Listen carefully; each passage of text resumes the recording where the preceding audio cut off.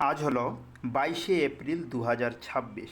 আজকের দিনে যে সমস্ত কারেন্ট অ্যাফেয়ার্স তৈরি হয়েছে তার মধ্যে বাছাই করা গুরুত্বপূর্ণ খুব ইম্পর্ট্যান্ট কারেন্ট অ্যাফেয়ার্সগুলি আমরা এই ভিডিওতে ডিসকাস করব। এমনকি প্রতিটি প্রশ্নের উপর ভিত্তি করে ইম্পর্ট্যান্ট ফ্যাক্ট তুলে ধরব। নতুন হয়ে থাকলে চ্যানেলটিকে সাবস্ক্রাইব করো প্রতিদিনের লেটেস্ট আপডেট কারেন্ট অ্যাফেয়ার্স পাওয়ার জন্য। তাহলে স্টার্ট করি। প্রথম প্রশ্ন, পুরস্কার ও সম্মাননা। 2026 সালে মর্যাদাপূর্ণ Laureus world sportsman of the year পুরস্কার কে জিতেছেন? লিওনেল মেসি, নোভাক জকোভিচ, না কার্লোস আলকারাজ, না ল্যান্ডো লরিস? এটির উত্তর হবে অপশন গ, কার্লোস আলকারাজ। 2026 সালের মর্যাদাপূর্ণ Laureus world sportsman of the year পুরস্কার কে জিতেন? উত্তর হবে অপশন গ, কার্লোস আলকারাজ। আচ্ছা, খেলোয়াড় হলো কি? খেলোয়াড়ের নাম কার্লোস আলকারাজ, যিনি হলো স্পেনীয় টেনিস তারকা। তিনি কোন দেশের তারকা? সে হলো স্পেন দেশের টেনিস তারকা। আচ্ছা, সেক্ষেত্রে মহিলা বিভাগে কে জিতেছে? মনে রাখবে, মহিলা বিভাগে বিজয়ী হলো এরিনা সাবালেঙ্কা, যেটা বেলারুশের। কে?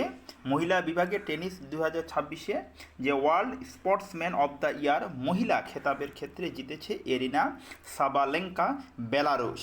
আচ্ছা, সেরা দলের নাম কি? Paris Saint Germain. সেরা দলের নাম প্যারিস সেন্ট জার্মাইন। সংক্ষেপে এর নাম হলো PSG। মনে রাখবে, খুব গুরুত্বপূর্ণ কিন্তু কালকের এটি খবর। নেক্সট প্রশ্ন, পরিবেশ রক্ষায় অবদানের জন্য গোল্ডম্যান এনভায়রনমেন্টাল প্রাইজ 2026 সম্পর্কে কোন তথ্যটি সঠিক? এটির উত্তর হবে অপশন খ, ইতিহাসে প্রথমবারের মতো 6 জন বিজয়ী হলেন নারী। এখানে গোল্ডম্যান এনভায়রনমেন্ট প্রাইজ 2026-এ যে 6 জন পুরস্কার পেয়েছেন ওই 6 জনাই কিন্তু মহিলা বা নারী। ঐতিহাসিক জয়, 6টি মহাদেশ থেকে 6 জন মহিলা পরিবেশ কর্মী পুরস্কৃত হয়েছেন। মোট 6টি মহাদেশ থেকে 7টি মহাদেশের মধ্যে 6টি মহাদেশ থেকে 6 জন যে গোল্ডম্যান এনভায়রনমেন্টাল পুরস্কার দেওয়া হয়েছিল পরিবেশের, সেক্ষেত্রে 6 জনাই কিন্তু মহিলা পুরস্কার পেয়েছেন। পুরস্কার মূল্য পেয়েছেন $2 লক্ষ। আচ্ছা, অন্য নাম পরিবেশের নোবেল বা গ্রিন নোবেল, এটাকে অন্য নামও কিন্তু দেওয়া হয়েছে। কি অন্য নাম? পরিবেশের নোবেল বা গ্রিন নোবেল। সেটা গুরুত্বপূর্ণ তথ্য। এবার নেক্সট প্রশ্ন, অ্যাপল এর নতুন সিইও হিসাবে কাকে নিযুক্ত করা হয়েছে? এটির উত্তর হবে অপশন খ, জন টার্নাস। কি বললাম? অ্যাপেলের বা আইফোন যেটা আমরা ইউজ করি, অ্যাপেলের সিইও হিসাবে নিযুক্ত করা হয়েছে জন টার্নাসকে। আচ্ছা, বিজয়ী সিইও টিম কুক। বিজয়ী সিইওর নাম কি ছিল? এর আগের যিনি অ্যাপেল কোম্পানির সিইও ছিলেন তার নাম ছিল টিম কুক। আচ্ছা, নতুন সিইও জন টার্নাস। কি বললাম? নতুন সিইও যেটা বললাম কালকে নিযুক্ত হয়েছে জন টার্নাস। দায়িত্ব গ্রহণ 1 সেপ্টেম্বর 2026 থেকে, সেপ্টেম্বর মাসের 1 তারিখ থেকে দায়িত্ব গ্রহণ করবেন। আচ্ছা, পূর্বতম পদ হার্ডওয়্যার ইঞ্জিনিয়ারিংয়ের সিনিয়র ভাইস প্রেসিডেন্ট। তিনি কি পদে রয়েছেন? হার্ডওয়্যার ইঞ্জিনিয়ারিংয়ের সিনিয়র ভাইস প্রেসিডেন্ট পদে রয়েছেন। নেক্সট প্রশ্ন, ডিজিটাল অ্যারেস্ট রুখতে সিবিআই কোন এসআই চালিত চ্যাটবট লঞ্চ করেছে? এটির উত্তর হবে অপশন খ, অভয়। ABHAY, অভয় চ্যাটবট লঞ্চ করেছে। এটির উদ্দেশ্য কি? ভুয়ো সিবিআই নোটিশ বা কল আসলো কিনা তা যাচাই করার জন্য। উদ্বোধন সুপ্রিম কোর্টের প্রধান বিচারপতি সূর্যকান্ত দ্বারা। এটির উদ্বোধন করেছে কে? সুপ্রিম কোর্টের প্রধান বিচারপতি সূর্যকান্ত দ্বারা। প্রযুক্তি কি? আর্টিফিশিয়াল ইন্টেলিজেন্স মাধ্যমে এটি ধরা হবে। নেক্সট প্রশ্ন, ভারতে প্রথম পেট্রোগ্লিফ সংরক্ষণ পার্ক কোথায় স্থাপন করা হয়েছে? উত্তর হবে লেহ বা লাদাখে স্থাপন করা হয়েছে। এর গুরুত্ব কি? 10,000 বছরের পুরনো নবপ্রস্তর যুগীয় শিলালিপি রক্ষা করা। বিপদ, জলবায়ু পরিবর্তন এবং অনিয়ন্ত্রিত উন্নয়ন। বর্তমান অবস্থা লাদাখে এরকম প্রায় 400টি সাইট রয়েছে। মনে রাখবে, ভারতের প্রথম পেট্রোগ্লিফ সংরক্ষণ পার্ক কোথায় স্থাপন করা হয়েছে? লেহ বা লাদাখে স্থাপন করা হয়েছে। নেক্সট প্রশ্ন, বিজ্ঞান গবেষণা থেকে ভারতীয় প্রথম plant sell fermentation technology centre excellence কোথায় স্থাপিত হচ্ছে?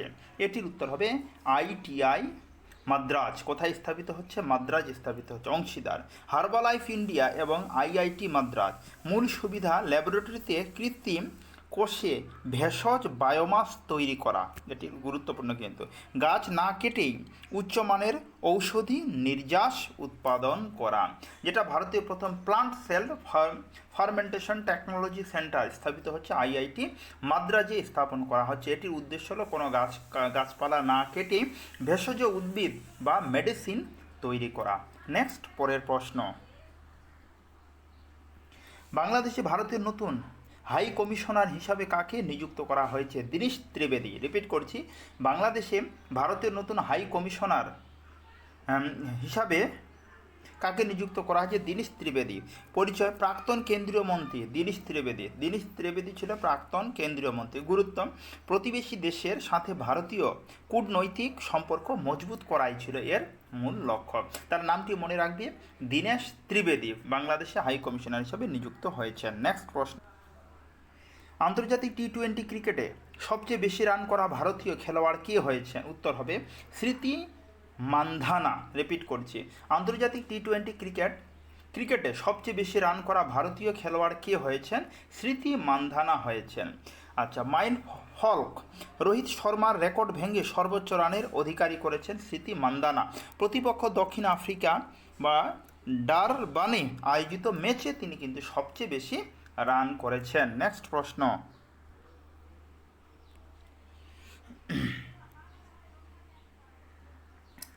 22শে এপ্রিল পালিত বিশ্ব ধরিত্রী দিবস এর এই বছরের থিম কী ছিল? 22শে এপ্রিল যে ধরিত্রী দিবস, 22শে এপ্রিল তাহলে কি?